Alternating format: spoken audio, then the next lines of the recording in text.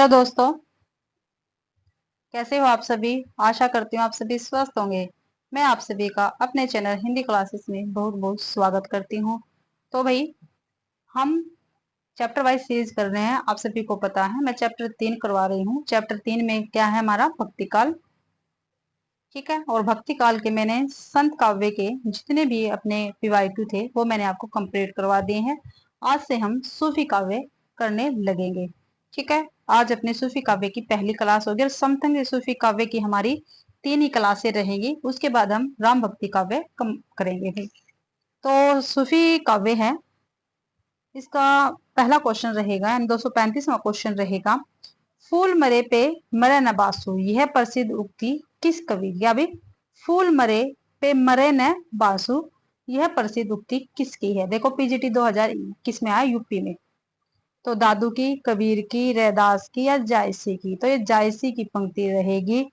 दादू, रैदास और कबीर तो क्या है, संत कवि हैं हमारे। डी ऑप्शन ठीक है। फूल मरे पे मरे नबासु प्रसिद्ध पंक्ति मलिक मोहम्मद जायसी की है, जो पद्मावत से ली गई है।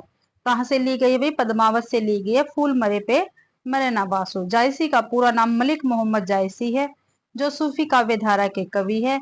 इनकी प्रसिद्ध रचना पद्मावत है, जो 1540 ईस्वी में रची गई थी। कब हुई था इसका प्रकाशन, 1540 में हुआ था पद्मावत का भी। जायसी ने पद्मावत के विषय में कहा है, सन 927 आहा कथा आरंभ बैन कवि कहा गई। या भी सन 927 आहा कथा आरंभ बैन कवि कहा। जायसी ने पद्मावत के विषय में ये कहा है। पंक्ति पूछी जा सकती है। जायसी जी की अन्य रचनाएं हैं कनाहवत, अखरावट, आखिरी कलामें। जायसी जी की रचनाएं रहेगी कहा, कनावत हो गया, अखरावट हो गया, आखिरी कलाम हो गया भाई। रैदास जी की प्रमुख पंक्तियां हैं, प्रभु जी तुम चंदन हम पानी। क्या है भाई, प्रभु जी तुम चंदन हम पानी। ये रैदास जी की प्रमुख पंक्तियां रहेगी। इनमें से कौन सा युगम सुमेलित नहीं है भाई। नीचे 4 युगम दे रखे हैं, उनमें से पूछा है कौन सा जो युगम है वो सुमेलित नहीं है। तो इंद्रावती, नूर मोहम्मद, हंस वाहिर, कासिम शाह, चित्रावली, उस्मान, मधुमालती, कुतुबन। ठीक है, तो इसमें से कौन सा गलत है वो हमें बताना है भाई। तो इंद्रावती किसकी है, नूर मोहम्मद की है। बिल्कुल ठीक है भाई, इंद्रावती किसकी है, नूर मोहम्मद की है। ठीक है, ये हमें क्या बताना, गलत बताना युगम। हंस जवाहिर कासिम शाह की, ये भी बिल्कुल ठीक है। चित्रावली उस्मान की है, लेकिन मधुमालती कुतुबन की नहीं है। मधुमालती किसकी है भाई, मंजन की है भाई। ठीक है, आगे देखते हैं, व्याख्या में देख लेते हैं इसका। मधुमालती कुतुबन की नहीं अपितु मंजन की रचना है। मधुमालती का रचनाकार 1545 है। इसमें कनेसर नगर के राजा सूरजभान के पुत्र मनोहर और महारस नगर नरेश विक्रम राय की कन्या मधुमालती के प्रेम की कहानी है। ठीक है, पेपर में पूछा जाता है भाई यहाँ से। ठीक है, मधुमालती में जो मधुमालती है उसमें भाई कौन कौन से भाई, जैसे इनके नाम भी आ जाते हैं, पूछ लेते हैं किससे संबंधित है, किससे संबंधित है भाई ये मनोहर और मधुमालती के प्रेम की कहानी है मधुमालती भाई। ठीक है, और जो मनोहर है वो राजा सूरजबान का पुत्र है, और राजा सूरजबान भाई कनेशर नगर के राजा हैं। ठीक है, मधुमालती किसकी कन्या है, विक्रम राय की कन्या है, जो महारस नगर के नरेश है। ठीक, और ये क्या है, एक प्रेम कहानी है मधुमालती। शेष सभी रचनाएं सूफी काव्य धारा की है। कुतुबन की रचना मृगावती है। क्या है भाई, कुतुबन की रचना मृगावती है। सूफी काव्य में मसनवी शैली का प्रयोग हुआ है। किसका, मसनवी शैली का प्रयोग हुआ है, मसनवी शैली का भी। ठीक है, आगे है नेक्स्ट क्वेश्चन। पद्मावत का बंगला अनुवाद किसने किया है। जो पद्मावत है उसका बांग्ला अनुवाद किसने किया है। तो किसने किया है, मगन ठाकुर ने, आलो उजाला ने, या नसरुद्दीन हुसैन ने, या सुजाउद्दौला उल्ला ने। तो आलो उजाला ने पद्मावत का बंगला अनुवाद किया है, आलो उजाला ने। ठीक है, पद्मावत का व्याख्या में देखते हैं। पद्मावत का बांग्ला अनुवाद आलो उजाला ने किया है। यह अनुवाद अराकन राज्य के वजीर मगन ठाकुर ने सन 1650 ईस्वी के आसपास आलो उजाला नामक एक कवि से करवाया था। किसने करवाया था भाई, राजा, देखो अराकन राज्य के वजीर मगन ठाकुर ने। ठीक है। अराकन राज्य के वजीर थे ये मगन ठाकुर। इन्होंने करवाया था 1650 ईस्वी में आलो आलो उजाला नामक एक कवि से। 238वां है, उदगी आई तेई बंधन किन्हा इति दसमाथ अमर पद लीना। पंक्ति के रचनाकार कौन है? क्या भाई? उदही आई तेई बंधन किन्हा इति दसमाथ अमर पद लीना। तो ये पंक्ति किसकी है? कुतुबन की है, तुलसीदास की है, जायसी की है, सूरदास की। तो ये जायसी की पंक्तियां रहेगी।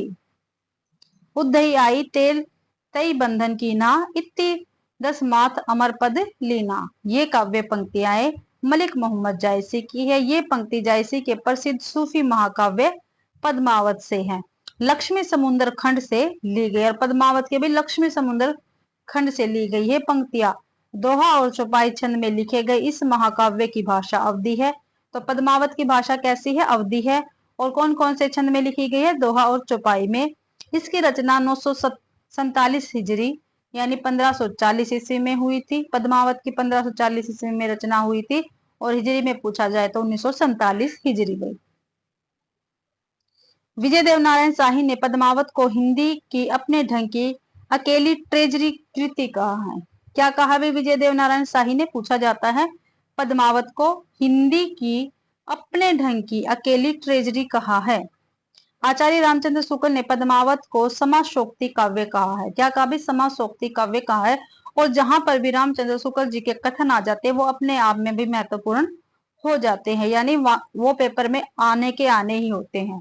ठीक है, तो आपको ध्यान रखना है भाई। ठीक है, क्या कहा रामचंद्र शुक्ल ने पद्मावत के विषय में? भाई ये समासोक्ति काव्य है पद्मावत। 239वां क्वेश्चन है, नागमती वियोग खंड से संबंधित सही तथ्य है। नागमती वियोग खंड से संबंधित सही तथ्य कौन से हैं? ये हमें बताना है। यह 12 शैली में लिखा गया है। 12 की शुरुआत जायसी ने की थी। जायसी ने ठेठ आषाढ़ी नामक 13 महीने का उल्लेख किया है। नागमती के आंसुओं से सारी सृष्टि भीगी हुई जान पड़ती है भाई। ठीक है, तो देखते हैं इसमें भाई क्या पूछा है। सही तथ्य पूछा है। तो यह 12 शैली में है। ठीक है, ये नागमती वियोग खंड 12 शैली में है भाई। ठीक है, और नागमती के आंसुओं से सारी सृष्टि भीगी हुई जान पड़ती है। तो पहला और चौथा ठीक है। सी ऑप्शन अपना बिल्कुल ठीक रहेगा भाई। तो सी ऑप्शन ठीक रहेगा।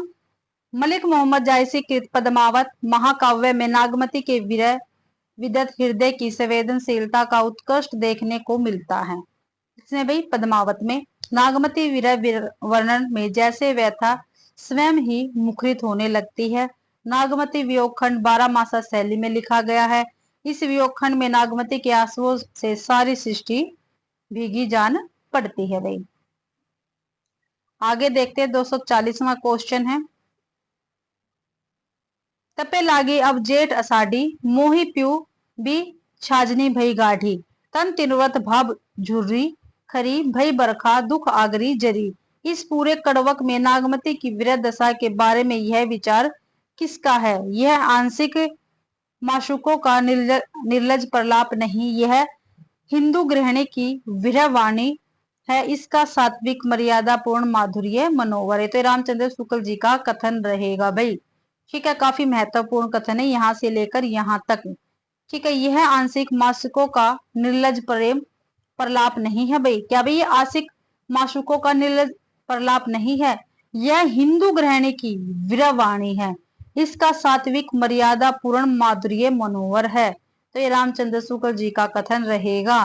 ठीक है, ऊपर ये पंक्तियां आप इसको अच्छी प्रकार से पढ़ लो। तपे लागी अब जेठ आषाढ़ी मोही पीऊ भी छाजनी भई गाढ़ी तन तिन उर्भा झूरी भूरी झूरी खरी भई बरखा दुखी आगरी जरी भई। तो रामचंद्र शुक्ल जी का कथन रहेगा। व्याख्या में देखते हैं, यह आशिक माशुकों का निर्लज प्रलाप नहीं, यह हिंदू गृहिणी की वाणी है। इसका सात्विक मर्यादा पूर्ण माधुर्य मनोवर है। तो ये रामचंद्र शुक्ल जी ने कहा है। नागमती की विरह दशा के बारे में उपयुक्त विचार किसका? रामचंद्र शुक्ल जी का है। प्रेम गाथा की परंपरा में आचार्य रामचंद्र शुक्ल ने पद्मावत को सबसे प्रौढ़ और सरस माना है। क्या माना भाई रामचंद्र शुक्ल जी ने? मैंने अभी पीछे कहा जो रामचंद्र शुक्ल जी के कथन है या पंक्ति है या किसी भी कविता या काव्य के विषय में उन्होंने कहा है तो वो अपने आप में महत्वपूर्ण हो जाता, पेपर में उसके आने की संभावना ज्यादा हो जाती है भाई। तो क्या कहा पद्मावत के विषय में रामचंद्र शुक्ल जी ने? क्या कहा है भाई? प्रौढ़ और सरस माना है इसको। ठीक है, प्रौढ़ और सरस माना है पद्मावत को भाई रामचंद्र शुक्ल जी ने। 1941वां क्वेश्चन है, हिंदी साहित्य का सर्वश्रेष्ठ विरह वर्णन नागमती का विरह वर्णन किस ग्रंथ में संकलित है? क्या भाई हिंदी साहित्य का सर्वश्रेष्ठ विरह वर्णन नागमती का विरह वर्णन किस ग्रंथ में संकलित है? तो पद्मावत में, मृगावती में, अकरावती में, मधुमालती में? तो पद्मावत में भाई संकलित है। ये ऑप्शन ठीक है। नागमती का विरह वर्णन हिंदी साहित्य की अनुपम कृति पद्मावत 1540 में संकलित है। पद्मावत सूफी कवि जायसी की कृति है। इसमें 57 खंड है। आचार्य शुक्ल के अनुसार पद्मावत की कथा का पूर्वार्ध कल्पित और उत्तरार्ध ऐतिहासिक है। अखरावट, आखिरी कलाम, चित्ररेखा, कन्हावत जायसी की रचनाएं हैं। मृगावती 1501 में इसका प्रकाशन हुआ। ये कुतुबन की रचना है और अवधी भाषा की कृति है ये। तथा मधुमालती 1545 में मंजन द्वारा लिखी गई भाई। आगे है 242वां क्वेश्चन, निम्नलिखित विकल्पों में किसे हिंदी की शैली नहीं मानेंगे? ठीक है भाई, नीचे 4 रचनाएं दे रखी है, उसमें से किसको हिंदी की शैली नहीं मानेंगे हम? मसनवी, संस्कृतनिष्ठ, दखनी या हिंदुस्तानी? तो मसनवी शैली को हम हिंदी की शैली नहीं मानेंगे भाई। मसनवी को हिंदी की शैली नहीं मानेंगे। मसनवी फारसी भाषा की शैली है। सूफियों ने अपने काव्य में मसनवी शैली का प्रयोग किया है। मसनवी से तात्पर्य काव्य लिखने का ढंग से है। क्या है भाई? मसनवी का तात्पर्य काव्य लिखने का ढंग। पेपर में पूछा जा सकता है मसनवी से क्या तात्पर्य है, तो काव्य लिखने का ढंग। अर्थ भी कहा जा सकता है मसनवी का क्या अर्थ है, तो काव्य लिखने का ढंग। इसमें 4 चरण होते हैं। ठीक है, मसनवी शैली में 4 चरण होते हैं। कौन कौन से वे 4 चरण? इसकी वंदना यानी ईश्वर की वंदना करना, पैगंबर की स्तुति करना, साहेब वक्त या तत्कालीन बादशाह की प्रशंसा करना या आत्म परिचय भी। ठीक है, ईश्वर की प्रार्थना वंदना करना, पैगंबर की स्तुति करना, साहेब वक्त की प्रशंसा करना या तत्कालीन बादशाह की प्रशंसा करना, आत्म परिचय। ये 4 चरण है भाई मसनवी शैली के, आपको ध्यान रखना है। 243वां क्वेश्चन, निम्नलिखित महाकाव्य में से कौन सा महाकाव्य मलिक मोहम्मद जायसी द्वारा लिखा गया है? ठीक है, देखते हैं आगे।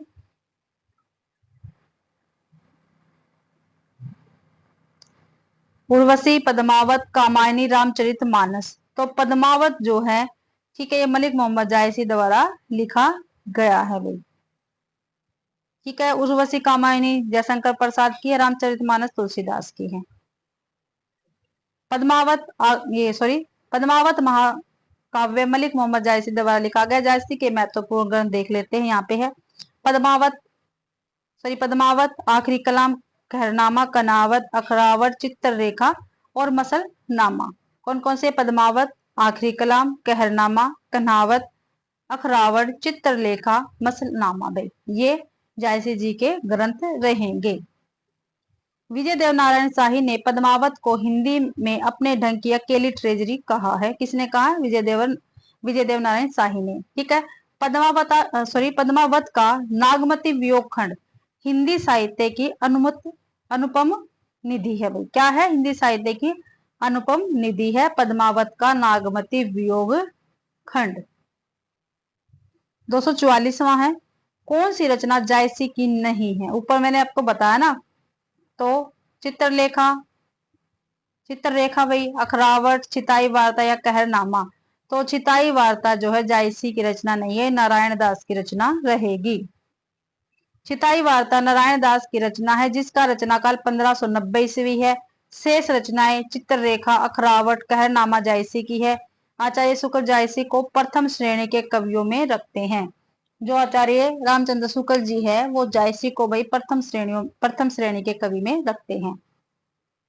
शुक्ल जी के अनुसार जायसी का क्षेत्र तुलसी की अपेक्षा परिमित है, पर प्रेम वेदना अत्यंत गूढ़ है। ये भी महत्वपूर्ण पंक्ति भी पेपर में पूछी जाती है।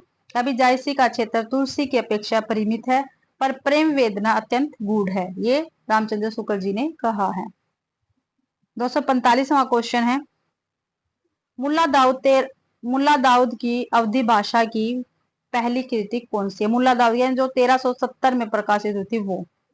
तो चंदायन या लोरकहा, वीरांगना, पथिक या यशोधरा। तो चंदायन, इसका दूसरा नाम क्या है? लोरकहा है। वो मुल्ला दाऊद की अवधी भाषा की पहली रचना है भाई। मुल्ला दाऊद की अवधी भाषा की पहली कृति चंदायन या लोरकहा है। डॉक्टर राम कुमार वर्मा मुल्ला दाऊद को सूफी या प्रेम मार्गी शाखा का कवि मानते हैं। राम कुमार वर्मा ने मुल्ला दाऊद को अपने इतिहास ग्रंथ में संधि काल के अंतर्गत रखा है। किसने भी? राम कुमार वर्मा ने मुल्ला दाऊद को संधि काल के अंतर्गत रखा है। राम कुमार वर्मा ने याद रखना है। डॉक्टर माता प्रसाद गुप्त ने चंदायन को लोरकहा या लोर कथा नाम से संबोधित किया है। किसने कहा भाई चंदायन को लोर कहा या लोर कथा? डॉक्टर माता प्रसाद गुप्त ने। ये छोटे छोटे फैक्ट है जो व्याख्या में है, जो पेपर में पूछे जाते हैं, इसलिए मैं आपको व्याख्या करवाती हूँ भाई। नहीं तो भाई क्या है, जो कवि है उसकी हम कविताएं बता देंगे, उनके विषय में कुछ और बता देंगे, लेकिन इसमें पूरी व्याख्या दे रखी है, इसलिए मैंने आपके लिए ये चैप्टर वाइज सीरीज स्टार्ट कर रखी है जो हर एक पेपर के लिए बेनिफिट है। इसलिए सभी बच्चे प्लीज शुरू से लेके लास्ट तक पूरी की पूरी वीडियो देखा कीजिए, ठीक है। चाहे बच्चा किसी भी हिंदी साहित्य की तैयारी कर रहा है, किसी भी पेपर की, तो प्लीज ये वीडियो जरूर से जरूर देखा करें और शेयर जरूर किया करें भाई। आचार्य रामचंद्र शुक्ल कुतुबन को सूफी या प्रेम मार्गी शाखा का प्रथम कवि मानते हैं, ठीक है। कुतुबन को मानते हैं भाई प्रेम मार्ग या सूफी काव्य का प्रथम कवि। मुल्ला दाऊद के चंदायन के नायक नायिका लोर और चंदा है, ठीक है। लोर को लोरिक भी कहा जाता है और दूसरा चंदा क्या है? नायकी, नायिका है भाई, ठीक है। नायक कौन है? लोर या लोरिक। और नायिका कौन है चंदायन की? चंदा। चंदायन में प्रयुक्त भाषा अवधी है तथा प्रयुक्त छंद दोहा चौपाई है। पथिक 1920 की रचना है और राम नरेश त्रिपाठी की है भाई पथिक। यशोधरा 1932 की रचना है और मैथिली शरण गुप्त इसके रचनाकार रहेंगे। वीरांगना उपन्यास के रचनाकार रामनेश त्रिपाठी है। वीरांगना किसका है? रामनेश त्रिपाठी का है भाई। और ये क्या एक उपन्यास है। वीरांगना कविता के रचनाकार केदारनाथ अग्रवाल है, ठीक है। वीरांगना एक उपन्यास है और ये उपन्यास जो है रामनेश त्रिपाठी का, और वीरांगना जो कविता है वो केदारनाथ अग्रवाल की रहेगी भाई। आगे है तन चित्तौर मन राजा की नौ हिय सिंगल बुद्धि पद्मनी चिन्हा पंक्ति किस ग्रंथ की है? तो सीतायन, बीजक, पद्मावत या बिहारी दास। तो पद्मावत की पंक्तियां रहेगी। तन चित्तौर मन राज की ना हिय सिंगल बुद्धि पद्मनी चिन्हा, ये पंक्तियां पद्मावत की रहेगी। 246वां क्वेश्चन, सॉरी, इसकी व्याख्या देखते हैं भाई। तन चित्तौड़ मन राजा कीना हिय सिंगल बुद्धि दमने चिन्हा, पंक्तियां मलिक मोहम्मद जायसी की पद्मावत की है। जायसी हिंदी साहित्य के भक्ति काल की निर्गुण प्रेमाश्री शाखा के कवि जायसी प्रसिद्ध सूफी फकीर शेख मोहिदी या मोहिउद्दीन के शिष्य थे। यहाँ से आता शेख मोहिदी, सूफी फकीर शेख मोहिदी के क्या थे? शिष्य थे और शेर शाह के समकालीन थे। ये भी क्वेश्चन पूछे जाते हैं। जायसी किसका समकालीन है भाई? शेर शाह का। और जायसी के गुरु का क्या नाम है? फकीर शेख मोहिदी, ठीक है। आपको ये दोनों लाइन बहुत अच्छी प्रकार से याद रखनी है। समकालीन किसके? जायसी शेर शाह के, ठीक है। तथा उत्तर प्रदेश के अमेठी के निकट जायस नामक स्थान पर रहते थे। जायसी के पद्मावत में कुल 57 खंड है। कितने भाई? 57 खंड है। और इसकी रचना शैली पर आदिकाल के जैन कवियों की दोहा चौपाई पत्ती का प्रभाव पड़ा है। पद्मावत की शैली रचना पर भाई आचार्य रामचंद्र शुक्ल ने जायसी द्वारा तीन ग्रंथ माने हैं, पद्मावत, अखरावट और आखिरी कलाम, ठीक है। इनको ही माना है रामचंद्र शुक्ल जी ने, पद्मावत, अखरावट और आखिरी कलाम को उल्लेख किया है। बीजक कबीरदास की वाणियों का संग्रह है। कविवर बिहारी की प्रसिद्ध कृति बिहारी सतसई है। सीतायन मैथिली भाषा के विख्यात साहित्यकार वेदनाथ मलिक विदु द्वारा रचित एक महाकाव्य है सीतायन। 257वां क्वेश्चन है भाई, मलिक मोहम्मद जायसी ने आखिरी कलाम में किस बादशाह की प्रशंसा की है? तो किस बादशाह की प्रशंसा की है भाई आखिरी कलाम में? ये हमें बताना है। तो बाबर, शहंशाह, हुमायूं या अकबर? तो भाई बाबर की प्रशंसा की है मलिक मोहम्मद जायसी ने आखिरी कलाम में। मलिक मोहम्मद जायसी ने आखिरी कलाम में बादशाह बाबर की प्रशंसा की है। मलिक मोहम्मद जायसी की अन्य रचनाएं इस प्रकार है, देख लेते हैं। इनकी विषय वस्तु भी दे रखी है। पद्मावत प्रणय गाथा है। पद्मावत क्या विषय? पद्मावत का प्रणय गाथा है। अखरावट वर्णमाला के एक एक अक्षर को लेकर सिद्धांत संबंधी तत्वों से भरी चौपाई है इसमें। आखिरी कलाम में प्रलय से संबंध कथा तथा बाबर की प्रशंसा है आखिरी कलाम में भाई। चित्ररेखा में लघु प्रेमाख्यान है चित्ररेखा। कहरनामा में आध्यात्मिक विवाह की चर्चा है, यह कहरवा शैली में लिखा गया है। कहरनामा। 248वां क्वेश्चन है, सूफी कवि किस शाखा से संबंधित है? जो सूफी कवि है वो किस शाखा से संबंधित है भाई, वो हमें बताना है। तो कृष्ण भक्ति शाखा से, राम भक्ति शाखा से, ज्ञानाश्री शाखा से, प्रेमाश्री शाखा से। तो सूफी काव्य भाई प्रेमाश्री शाखा से संबंधित है भाई। आचार्य रामचंद्र शुक्ल ने, व्याख्या में देखते हैं, आचार्य रामचंद्र शुक्ल ने हिंदी साहित्य के भक्ति काल को सर्वप्रथम शुद्ध दार्शनिक एवं धार्मिक आधार पर 4 भागों में बांटा था। निर्गुण धारा के अंतर्गत ज्ञानाश्री एवं प्रेमाश्री शाखा आती है तथा सगुण धारा के अंतर्गत राम भक्ति शाखा तथा कृष्ण भक्ति शाखा आती है। सूफी कवि काव्य निर्गुण धारा के प्रेमाश्री शाखा के अंतर्गत आते हैं। 249वां क्वेश्चन है, निम्नलिखित में से कौन सा कवि सगुण भक्ति धारा का कवि नहीं है? सगुण भक्ति काव्य धारा का पूछा भाई। तो सूरदास, कुतुबन, रसखान, नंददास। तो कुतुबन जो है सगुण भक्ति धारा का कवि नहीं है भाई। कुतुबन सूफी कवि थे, वे चिश्ती वंश के प्रवर्तक शेख बुरहान के शिष्य थे। ठीक है, कुतुबन क्या थे? एक सूफी कवि है और चिश्ती वंश के प्रवर्तक शेख बुरहान के शिष्य थे।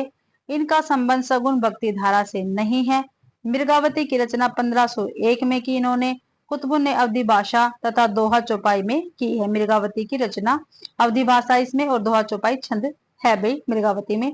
सूरदास, रसखान तथा नंददास सगुण भक्ति धारा के कृष्ण काव्य परंपरा के कवि माने जाते हैं भाई।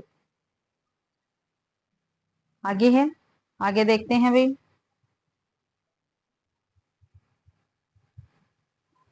जायसी के पद्मावत में पद्मावती कहाँ की राजकुमारी थी?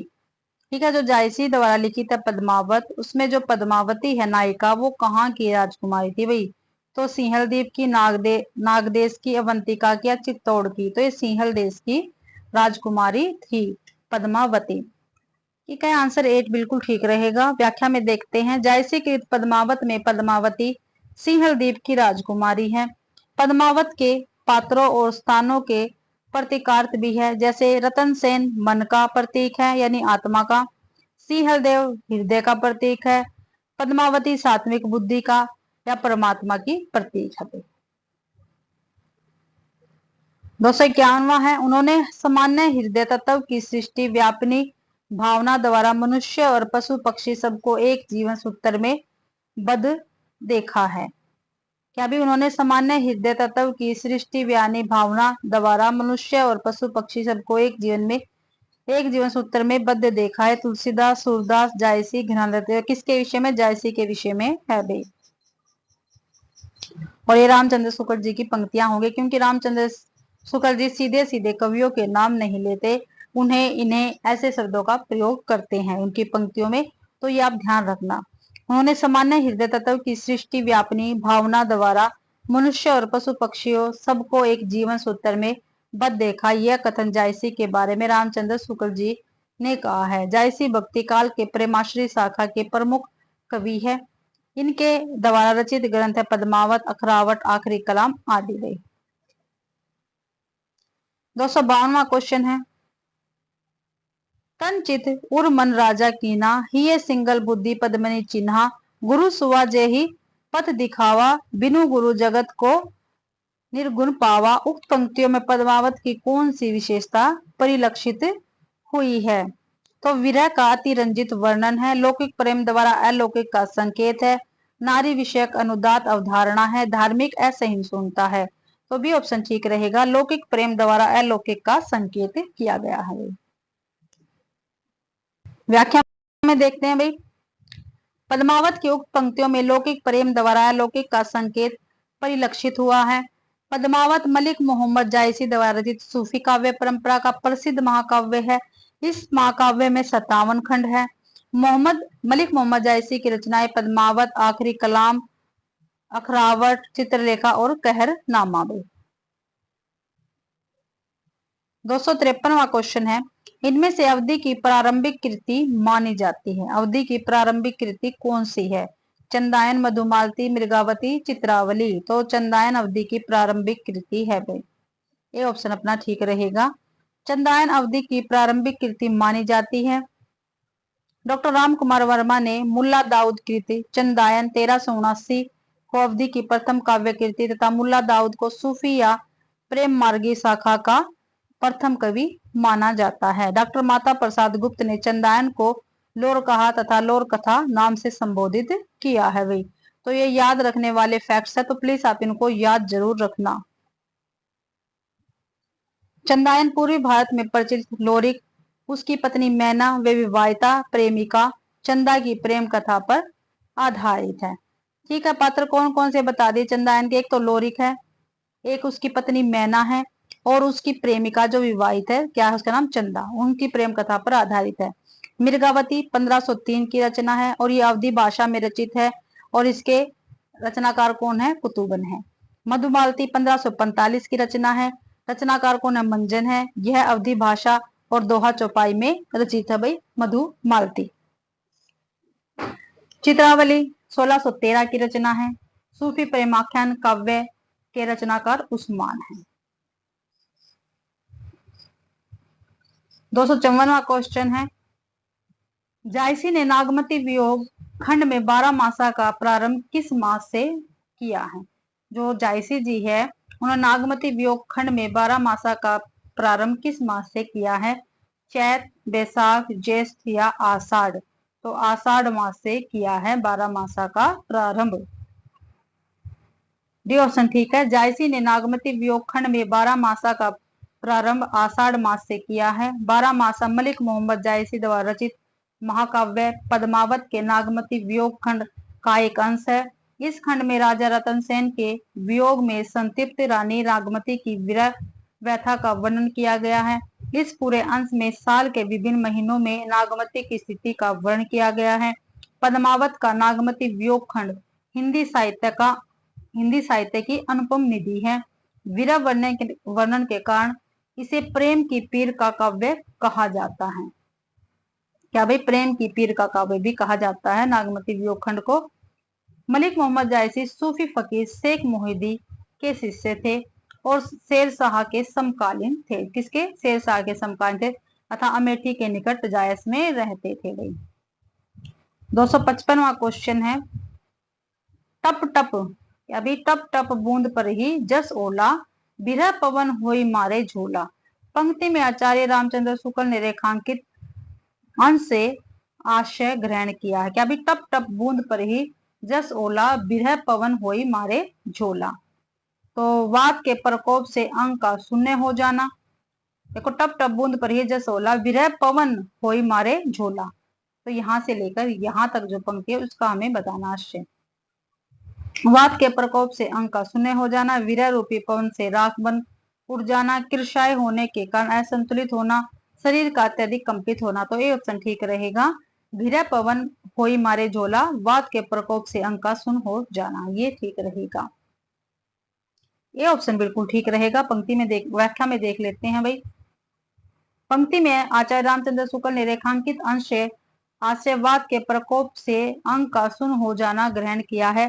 उपयुक्त पंक्ति पद्मावत के नागमती वियोग खंड से उद्धृत है।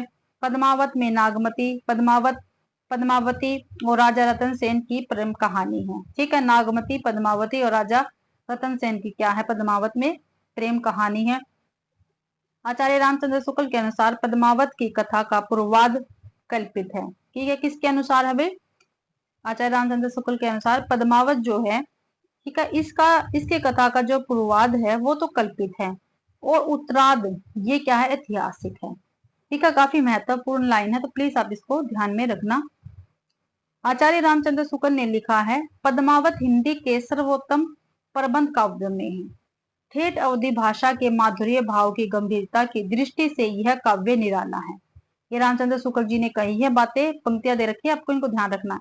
फिर आचार्य रामचंद्र शुक्ल ने पद्मावत के विषय में क्या कहा है? आचार्य रामचंद्र शुक्ल ने पद्मावत, अखरावट व आखिरी कलाम को ही जायसी की रचनाएं माना। 3 रचनाएं मानी है रामचंद्र शुक्ल जी ने, पद्मावत, अखरावट और आखिरी कलाम भाई। ये 3 रचनाएं रामचंद्र शुक्ल जी ने जायसी की मानी है। शुक्ल जी द्वारा संपादित मलिक मोहम्मद जायसी ग्रंथावली में ये तीनों रचनाएं संकलित हैं। ठीक है, मलिक मोहम्मद जायसी ग्रंथावली किसकी है? रामचंद्र शुक्ल जी द्वारा संपादित रचना है भैया। 256वां क्वेश्चन है, देखते हैं। जेही पंखी के नियर होई कहे विरह के बाद, सोई पंखी जाय जरी त्रिवर होई निपात। आचार्य रामचंद्र शुक्ल ने इन पंक्तियों में माना है, क्या माना भाई? जेही पंखी के नियर होई कहे विरह की बात, सोई पंखी जाय जरी तिरवर होई निपात। तो क्या माना है? प्रकृति का सुरमन्य चित्रण, ऊहात्मक विरह ताप की विशद व्यंजना या अलंकार का उत्कृष्ट उदाहरण।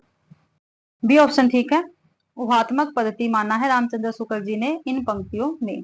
तो आगे देखते हैं व्याख्या में।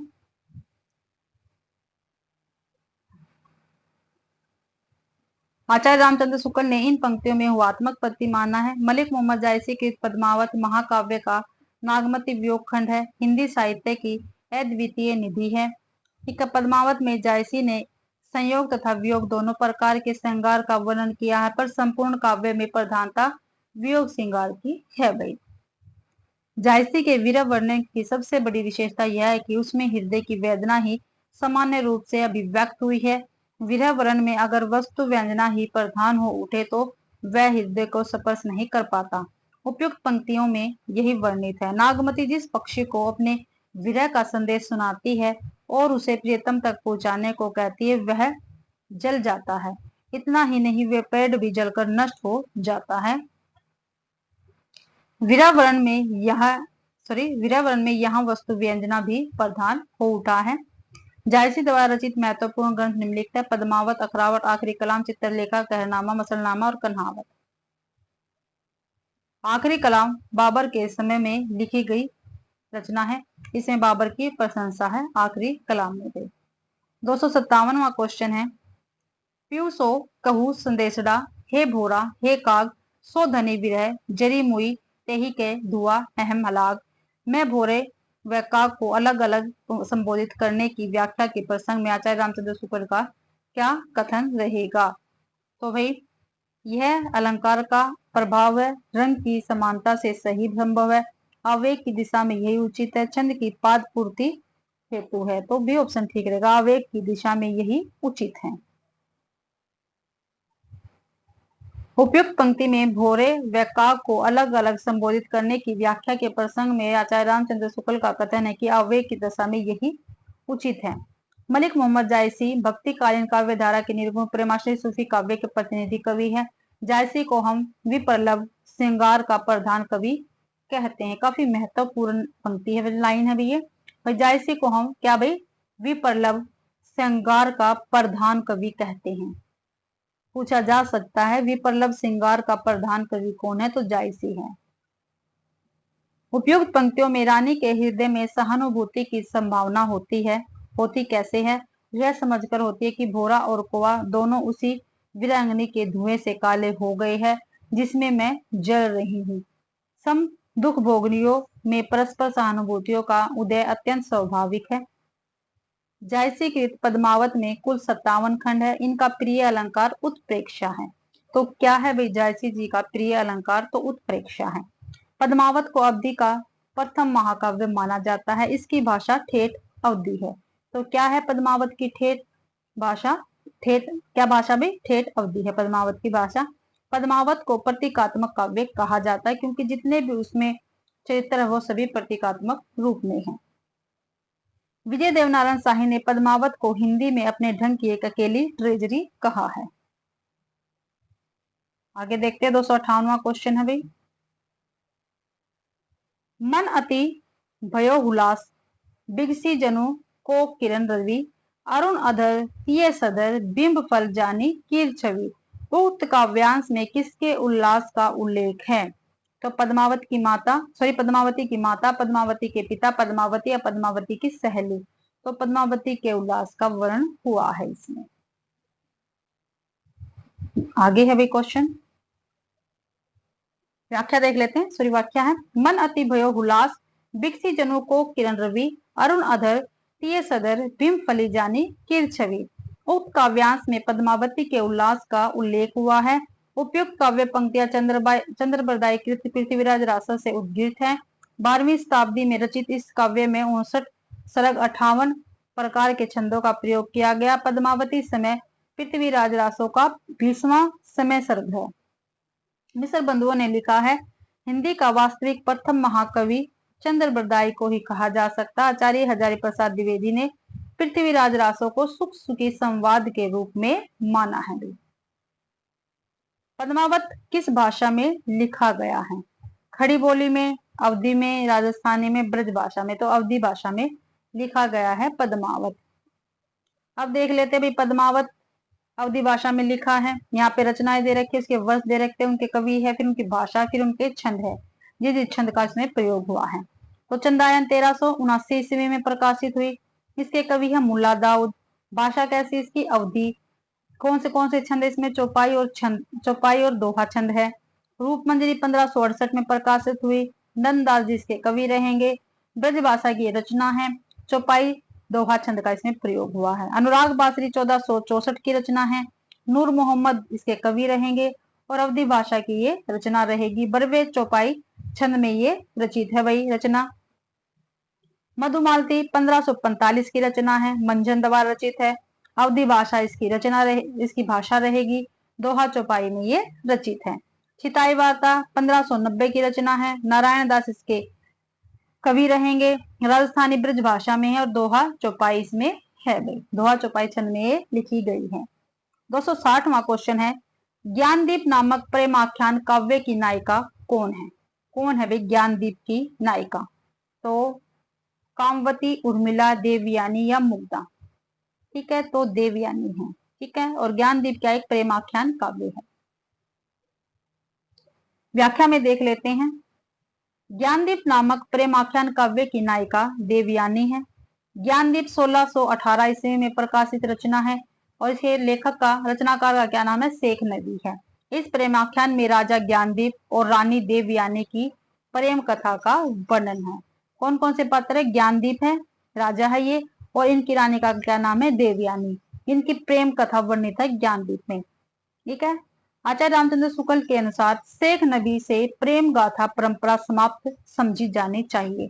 ठीक है, शेख नबी को रामचंद्र शुक्ल जी ने प्रेम गाथा का क्या भाई आखिरी क्या है? लेखक माना है। ठीक है, आया है ना यहाँ पे, शेख नबी से प्रेम गाथा परंपरा समाप्त समझनी चाहिए भाई। 261वां क्वेश्चन, निम्नलिखित में से जायसी की पद्मावत में प्रयुक्त छंद कौन सा है? तो सोठा दोहा, चौपाई दोहा, चौपाई सोठा या दोहा सोठा? तो देख लेते हैं भाई आगे क्या है। जायसी के पद्मावत में चौपाई दोहा छंद का प्रयोग किया गया। जायसी सूफी काव्य धारा के प्रतिनिधि कवि है। इनकी प्रसिद्धि का मूल आधार ग्रंथ इनकी पद्मावत है, जो कड़वक शैली में रचित है। कैसी शैली में रचित है? कड़वक शैली में। चौपाई के साथ दोहे का प्रयोग है, कड़वक शैली की कहलाती है। चौपाई के साथ दोहे का प्रयोग करना कड़वक शैली ही कहलाती है। जायसी की पद्मावत में कुल 57 खंड है। जायसी का प्रिय अलंकार उत्प्रेक्षा है। जायसी शेरशाह के समकालीन कवि है तथा अमेठी के निकट जायस नामक स्थान पर रहते थे। 262वां क्वेश्चन है, हिंदी प्रेमाख्यान काव्य परंपरा से संबंधित असंगत कथन है। तो कौन सा इसमें गलत है प्रेमाख्यान काव्य से? तो वो हम देखते हैं। निर्विवाद रूप से सभी प्रेमाख्यान तत्सम शब्दावली प्रधान अवधी भाषा में रचित है। देखते हैं भी आगे। ये काव्य प्रबंधात्मक शैली में रचित है, ये भी ठीक है। इनके पात्र मुख्यतः दो श्रेणियां मानवीय और मानवेतर के हैं, बिल्कुल ठीक है। इन काव्यों की मूल भावना प्रेम है, तो अपना ये ऑप्शन ही गलत रहेगा, यानी ये ऑप्शन अपना ठीक है। प्रेमाख्यान काव्य परंपरा में सभी प्रेमाख्यान तत्सम शब्दावली प्रधान अवधी भाषा में रचित है, यह असंगत है। प्रेमाख्यान काव्य परंपरा की प्रमुख विशेषता देख लो भाई, प्रमुख विशेषता और विशेषता पेपर में पूछी जाती है। ठीक है, प्रेमाख्यान काव्य की, और उसमें जब मैंने सूफी काव्य बताया था तो उसमें भी उसकी विशेषता आई थी, तो अब इसमें भी आई है, आप कहीं पे नोट लिख कर लेना। ये काव्य प्रबंधात्मक शैली में रचित है। इनके पात्र मुख्यतः मानवीय और मानवेतर हैं। मानवीय पात्रों में राजा रानी, राजकुमार राजकुमारी, मंत्री आदि पात्र है। तो मानवेतर पात्रों में पशु पक्षी देवता दानव प्रिया इत्यादि है। सभी कथाओं में नायक पराक्रमी प्रेमी जबकि नायिका अद्वितीय सुंदरी सुकुमारी व प्रेम राग से ग्रस्त है।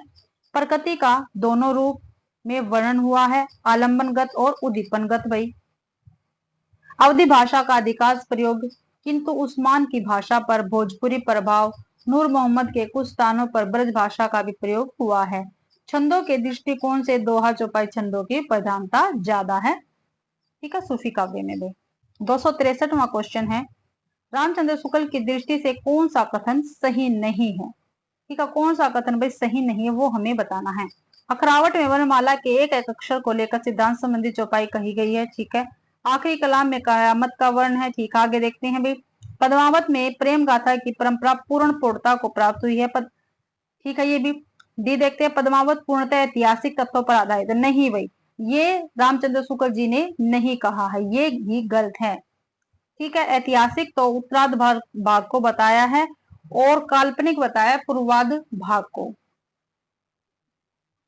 डी ऑप्शन ठीक है, पद्मावत पूर्णतः ऐतिहासिक तथ्यों पर आधारित है। यह कथन पद्मावत के संबंध में रामचंद्र शुक्ल से सही नहीं है, क्योंकि रामचंद्र शुक्ल के अनुसार पद्मावत ऐतिहासिक घटना पर आधारित होते हुए भी इसके कुछ अंश काल्पनिक है, कल्पना पर आधारित प्रतीत होते हैं। 264वां क्वेश्चन है, मंजनकृत मधुमालती के विषय में कौन सा कथन सही नहीं है। ठीक है, सही नहीं है वो हमें बताना है। इसकी कथा पूर्ण रूप से ऐतिहासिक है, यही क्या है, सही नहीं है। इसमें भारतीय काव्य रूढ़ियों का प्रयोग किया गया, बिल्कुल ठीक है। अन्य सूफी काव्यों के समान ही इसमें भी प्रेम को ही सब कुछ माना गया, भी ठीक है। इसमें 5 अर्धालिया चौपाइयों के बाद दोहे का प्रयोग हुआ, ये भी ठीक है। पहला ऑप्शन गलत है और यही अपने क्वेश्चन का आंसर ठीक रहेगा। मंजनकृत मधुमालती का रचनाकार 1545 ईस्वी है। मधुमालती में भारतीय काव्य रूढ़ियों का प्रयोग किया गया है। अन्य सूफी काव्यों के समान ही इसमें भी प्रेम को ही सब कुछ माना गया है, किंतु इसकी कथा पूर्ण रूप से ऐतिहासिक नहीं बल्कि इसके कुछ महत्वपूर्ण अंश पूर्णतः कल्पना पर आधारित है। 265वां क्वेश्चन है, अंगद पेज की रचना किसने की है। काफी महत्वपूर्ण रचना है भैया और पेपर में पूछी जाती है। अंगद पेज की रचना किसने की है। नाभादास ने, धरणीश दास ने, ईश्वर दास ने या मलुक दास ने। तो ईश्वर दास ने रचना की है अंगद पेज की। अंगद पेज की रचना ईश्वर दास ने की है। इनकी अन्य रचनाएं भरत मिलाप है, यह राम भक्त मूल कवि है। ईश्वर दास ने प्रेमाख्यान काव्य सत्यवती कथा भी लिखी है। नेक्स्ट क्वेश्चन है, मृगावती के रचनाकार कौन है। भाई जो मृगावती है उसके रचनाकार कौन है। तो मंजन है, आलम है, कुतुबन है, मुल्ला दाऊ। देख लो भाई ये क्वेश्चन कितने पेपरों में आया हुआ है। तो भाई कुतुबन है मृगावती के रचनाकार। व्याख्या में देखते हैं, मृगावती के रचनाकार कुतुबन है। मंजन ने मधुमालती की रचना की है। मुल्ला दाऊ ने चंदायन की है। उपयुक्त तीनों ही रचनाकार प्रेमाश्री शाखा के सूफी कवि है।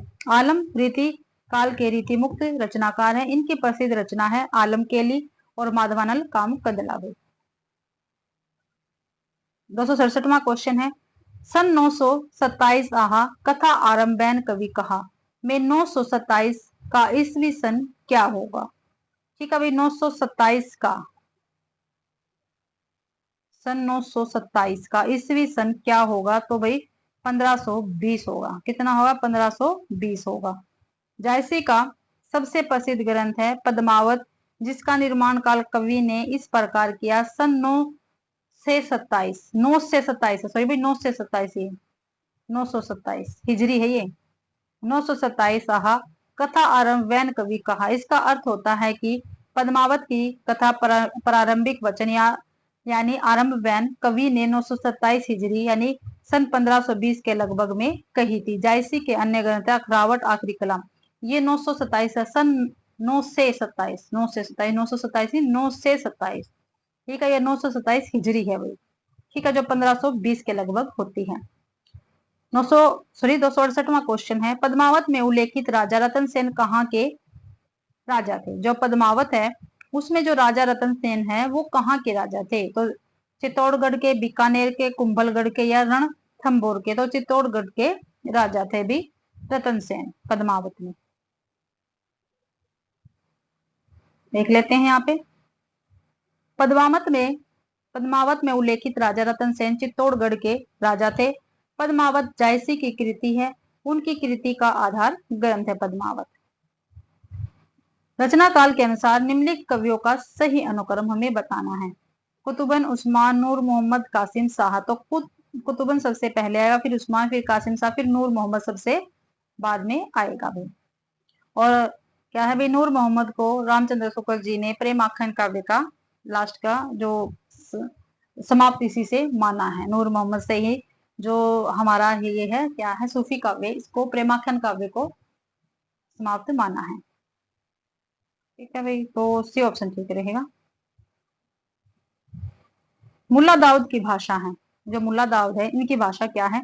पश्चिमी परंपरा से समृद्ध शैली, साहित्यिक अवधि, पहाड़ी मिश्रित अवधि या ठेठ अवधि। तो मुल्ला दाऊद की भाषा ठेठ अवधि, डी ऑप्शन ठीक रहेगा। मुल्ला दाऊद की भाषा ठेठ अवधि है। चंदायन मुल्ला दाऊद कृत हिंदी का ज्ञात प्रथम सूफी काव्य है। इसमें नायक लोरिक और नायिका चंदा की प्रेम कथा वर्णित है। 1379 ईस्वी में रचित यह कथा दोहा चौपाई शैली में वर्णित है भाई। तो इसी के साथ भाई 35 क्वेश्चन अपने कंप्लीट होते हैं। ठीक है, आशा करती हूँ भाई आप सभी को यह क्लास पसंद आई होगी। अगर आप सभी को क्लास पसंद आती है तो प्लीज वीडियो को ज्यादा से ज्यादा शेयर करें, लाइक करें और कमेंट करना आप बिल्कुल भी ना भूलें। और चैनल को सब्सक्राइब जरूर करें। आप सभी का मेरी क्लास देखने के लिए बहुत बहुत धन्यवाद।